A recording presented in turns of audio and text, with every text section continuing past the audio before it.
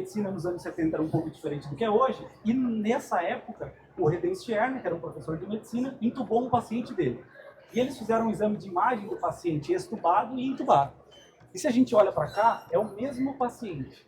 Mas percebam como as dinâmicas de respiração são extremamente diferentes.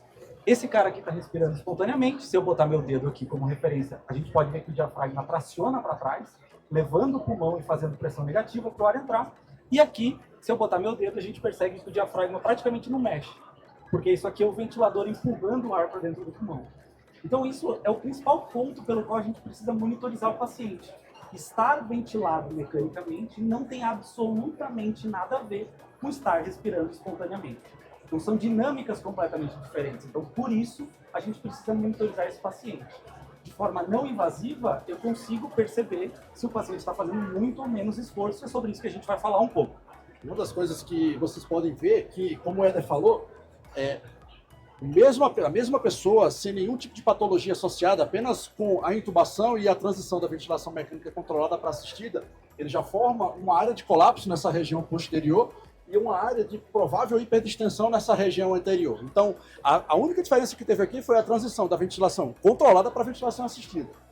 E por que, por exemplo, esse paciente aqui desenvolve uma atelectasia simplesmente por estar ventilado mecanicamente? Pelo efeito da gravidade. Então, o efeito da gravidade na pressão superimposta do pulmão, como o professor Marcelo mostrou na aula de prona lá de manhã, ela interfere na dinâmica da ventilação desse paciente. Olhem, por exemplo, o exemplo desses 3 pacientes. E percebam ali no primeiro o padrão respiratório desse paciente e como ele é abdominal. Olhem para o segundo paciente e olhem para o tórax dele na região do externo.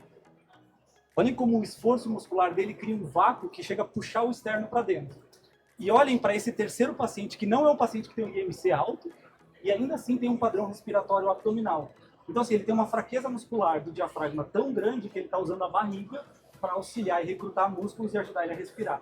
Isso desmistifica um dos primeiros conceitos que a gente tem. Ventilação espontânea não é sempre melhor que ventilação controlada. Então a gente sempre aprende isso desde a faculdade. Quanto mais cedo o cara tiver em suporte, melhor. Isso é mentira.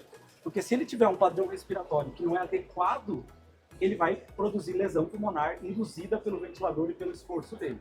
Por isso eu preciso monitorizar o esforço.